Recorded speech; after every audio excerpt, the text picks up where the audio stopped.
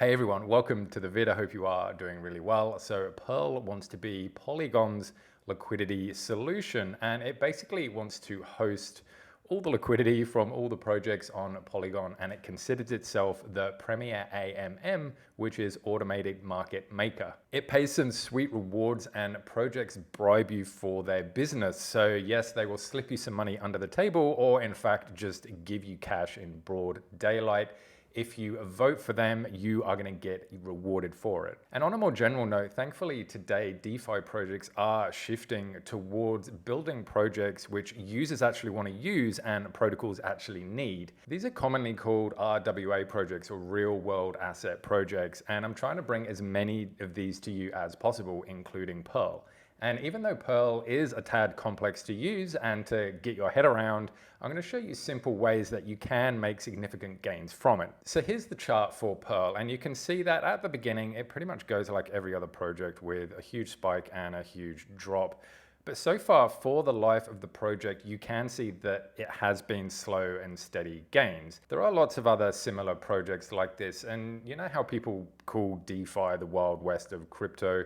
Well, in the Wild West, there was also the gold rush, and I also liken these type of projects to the gold rush. Now, you did have the people which were digging for the gold, and maybe they were getting lucky or they weren't getting lucky, which is a lot of the older DeFi projects. But the people who consistently made money during the gold rush was the people who sold the picks and the shovels. DeFi projects right now are the ones that are selling the picks and the shovels. And even though they might not be as sexy and as exciting as some of the ones in the past, they are really solid. So if you do want to make solid gains, then really consider positioning yourself into projects like this for the next bull run. I'll explain Pearl a little bit more in a tick, but before I do, there's another project which I think you're gonna like, which is called Accru, and that fixes the problem of how to get into exploding projects on layer zeros, on layer twos and layer threes, just like Pearl, that are hard to find and navigate. So if you don't want to miss out on this really good opportunity, the whitelist for the private sale for Accru is open right now, where you can get rewards paid in ETH, and it sits on the Arbitrum network, which is super fast and super quick. So go check that out. I'll leave a link in the description and also a pinned comment. What Pearl wants to do is to innovate the solidly and the VE3,3 model. This model basically means doing what's best for the community and for the protocol, and it was sort of created by Curve Finance and also by Olympus DAO. Curve is a massive protocol which hosts a lot of different liquidity pools from a lot of different projects and also things like stablecoins. And what liquidity providers, which is projects, what they want to do is they want to get more people providing liquidity to their pool, because it does things like make the token price less volatile. It also means slippage is lower, so it's better for traders. Anyone who provides liquidity gets rewarded in liquidity tokens, but also in the Curve native token. Now, all the Curve token holders, which is the governance token, they vote on which liquidity pools should get more Curve tokens. So obviously, if you're a protocol, you want to get these votes so people vote for you, so you have more Curve tokens to give out, so you give more rewards to incentivize just normal people to provide liquidity to that pool.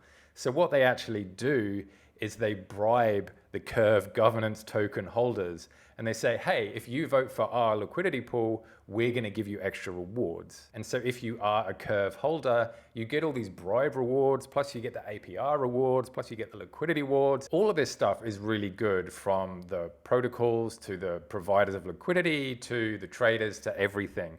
Now, what Pearl have actually done, which is the icing on the cake, is they've done a thing called automatic bribing, which is where as the liquidity pool actually increases in value, then the bribes will automatically get higher. So it's sort of like a snowball effect in an upwards direction. So how it works is quite simple. Up here, you've got the normal things like swap, provide liquidity. Lock is where you have to lock the Pearl token in order to be able to vote. There's obviously voting, and then there's the rewards tab, which shows how much rewards you actually get. So right now we're on the liquidity, and you can see that the top APR is 116%, which is for Pearl USDR. And if you want to lock, you just go to this tab, but this one is the important one here, which is the voting. And you can see here that the APR for the voting is actually higher than what it is in the liquidity pools.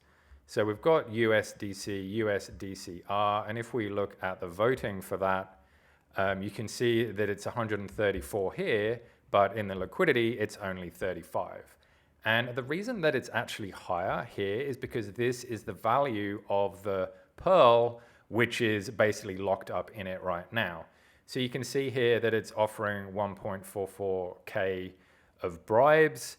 And at the moment, it's got a total of 175,000 votes. Voting happens once a week, which is an epoch. And basically how it works is with all these pools, how much percentage of that pool you actually get and how much percentage of the rewards you get depends on how many votes that you put in. So if you've got more Pearl and you've locked more Pearl, that gives you more votes, therefore you're going to get a bigger slice of the pie. And here on the white paper, they sort of explain it with this formula. So for example, in Epoch 1, if there's 2.6 million Pearl that will be distributed, if 10% of all the votes, which is the people who hold Pearl, are allocated to the USDR Pearl pair, then that pool will receive 260,000 Pearl to be distributed to everybody who voted in that pool. And these can be quite powerful because these APRs actually change the closer it gets to the end of the epoch. So a lot of people sort of almost wait right to the last minute to cast their votes because they want to make the maximum returns. But you can also just go in good old-fashioned liquidity pools, which are the picks and the shovels of DeFi. And there are some pretty good APRs in here at the moment. These type of projects are actually getting more popular, and there's more projects out there. For example, Velodrome would be one which sits on the Optimism network. And the great thing is that all the revenue from this is all from real sources, and none of the APRs are guaranteed.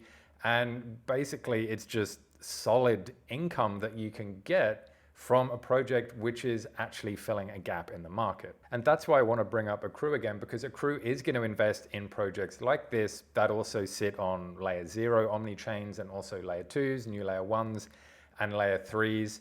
And so it's going to take all the complexity out of it for you, so you can get exposure to projects with solid gains like this without having to basically melt your brain in the process trying to actually figure out how it all works. So that's the easy way to get in, and just one of the ways that Accru rewards its holders. So go check it out if you do want to find out some more. And until next time, I'll see you all in the next video.